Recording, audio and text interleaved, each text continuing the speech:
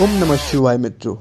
अब आपके सामने जो चिट्ठी आ रही है, ये चिट्ठी है लोको पायलट राजेश सैनी की, जो ये लिखते हैं रेल मंत्री के नाम।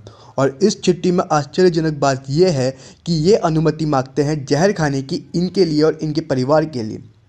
ऐसा वो इसलिए करते हैं क्योंकि इनका कहना है कि जो छुट्टी इनको सप्ताह में एक बार मिलनी चाहिए थी, वो छुट्टी इनको 12 दिन में ही एक बार मिल पा रही है।